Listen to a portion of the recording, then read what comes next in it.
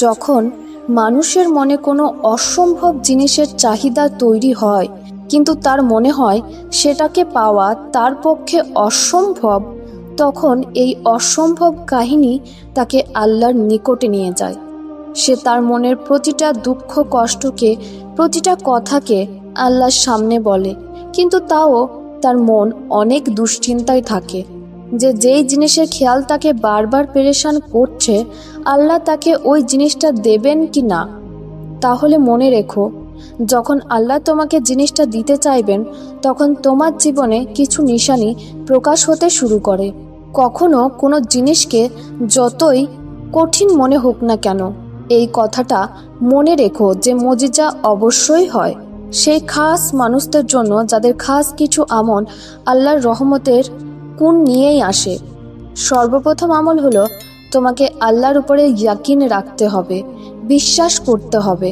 কারণ বিশ্বাস সেই রাস্তা যার জরিয়ায় আগুনকে শীতল করে দেওয়া হয়, যেটা সমুদ্রতে রাস্তা বানিয়ে দেয়, যেটা হজরত ইউসুফ আলাইহিসসালামকে হজরত ইয়াকুব আলাইহিসসালামের সাথে মিলিয়ে দেয়। কখনো কখনো মানুষের মন কোনো বস্তুর জন্য এত হাহাকার করে যে তার জন্য সবর করা কঠিন হয়ে যায়। তখন সে ওই বস্তুটিকে পাবার জন্য প্রতিটা সেই সময়ে দোয়া করে যেই সময়গুলি দোয়া কবুলিয়তের সময় হয়ে থাকে। তার চক্ষু তার সেই চাওয়া দোয়ার কবুলিয়ত দেখার জন্য অস্থির হয়ে থাকে। আল্লাহ দেবেন না এমন কথা তো তিনি বলেননি। তিনি বলেছেন, তোমরা আমাকে ডাকো, আমি তোমাদের ডাকে সাড়া দিব। আল্লাহ তোমাকে দেওয়ার জন্য একটা সময় ঠিক করে রেখেছেন। যখন তিনি আমাদের পছন্দের বস্তুকে আমাদের নসিবে লিখে দেন, তখন কিছু নিশানি অবশ্যই প্রকাশ করেন যাতে বান্দা সান্ত্বনা পায়।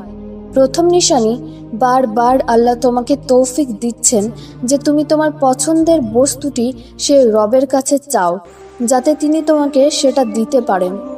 যখন কোনো দোয়া থেকে মন একদমই ঘুরতে চাইবে না, কখনো আবার এমনও মনে হতে পারে যে মনের ভেতর থেকে কে যেন আল্লাহর কাছে দোয়া করছে এবং তুমি আল্লাহর কাছে মন খুলে দোয়া করতে পারছো, এটা কবুলিয়তের নিশানি। কারণ তিনি না দিতে চাইলে কি চাওয়ার তৌফিক দিতেন? যেই পরীক্ষার জন্য আল্লাহ তোমাকে বেছে নিয়েছে তার ফল এখনো বাকি আছে। আর যখন তুমি আল্লাহর উপরে তাওয়াক্কুল করো, তখন আল্লাহ অসম্ভবকে সম্ভব করে দেখান। একটা হাদিসে আছে, নবী করিম সাল্লাল্লাহু আলাইহি ওয়াসাল্লাম বলেছেন, যখন তোমরা আল্লাহর কাছে দোয়া করবে তখন এমনভাবে করো না যে ইয়া আল্লাহ, তুমি যদি চাও তাহলে আমাকে এটা দাও, আর যদি তুমি চাও তাহলে আমার উপরে রহম করো। আমাদের এমনটা বলা থেকে বিরত থাকতে হবে। তোমাদের যেটা প্রয়োজন সেটা চাইবে, কেউ এইভাবে চেও না, এবং পরিপূর্ণ বিশ্বাস রেখে দোয়া করবে, কারণ রব যা করেন উত্তম করেন। শোনো, তোমার জীবন এতটা সস্তা নয় যে মানুষের খারাপ ব্যবহারে এবং তাদের জন্য তুমি তোমার জীবনে হার মেনে নেবে। তোমার এই জীবনটা রবের আমানত। তোমাকে যে ভালোবাসে সে সাধারণ কেউ নয়, বরং এই কায়নাতের মালিক আল্লাহ।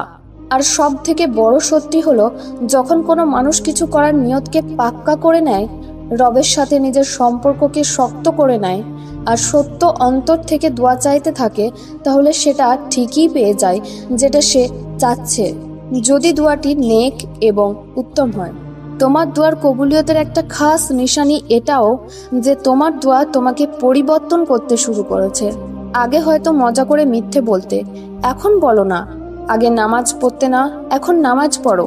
আগে গান শুনতে, এখন আর শোনো না। তোমার দোয়া তোমাকে পরিবর্তন করছে। তোমার দোয়ার কবুলিয়তের এটাও একটা ইশারা যে তুমি কিছু করার নিয়ত করে নিয়েছো, আর তোমার অন্তরে কারো ভয় নেই আল্লাহ ব্যতীত। তখন সেই দোয়া কবুলিয়তকে স্পর্শ করে নেয়।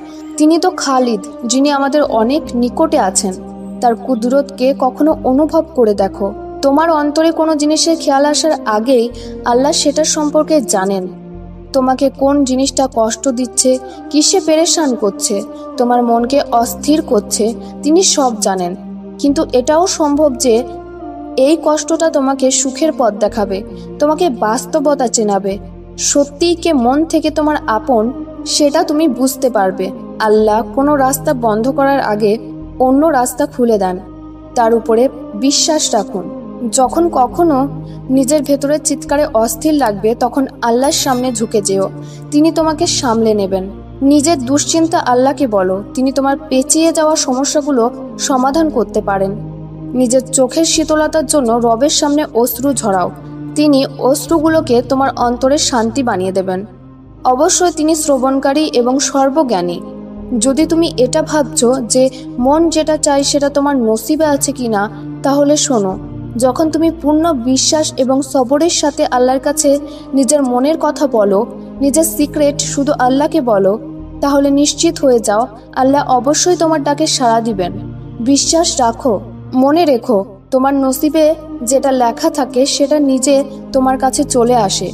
আর যদি নসিবে না থাকে তাহলে সেটার জন্য দোয়া করো। সবকিছু দৌড়াত্তির যেখানে শেষ, দুয়ার দৌড়াত্তি সেখান থেকে শুরু। এজন্যই দুনিয়ার মানুষের কথায় নিরাশ হও না এবং আল্লাহকে নিজের সাথী বানিয়ে নাও। নিজের কষ্ট আল্লাহকে বলো আর নিশ্চিন্ত হয়ে যাও, তিনি তোমার সব কষ্টকে শেষ করে তোমার জীবনকে সুন্দর করে রাঙিয়ে দেবেন, তোমার জীবনকে খুশিতে ভরিয়ে দেবেন। কষ্টের পরেই আছে সুখ। আপনি যদি এখনো আমাদের চ্যানেলটি সাবস্ক্রাইব না করে থাকেন তাহলে এখনই সাবস্ক্রাইব করে আমাদের সাথে যুক্ত থাকুন।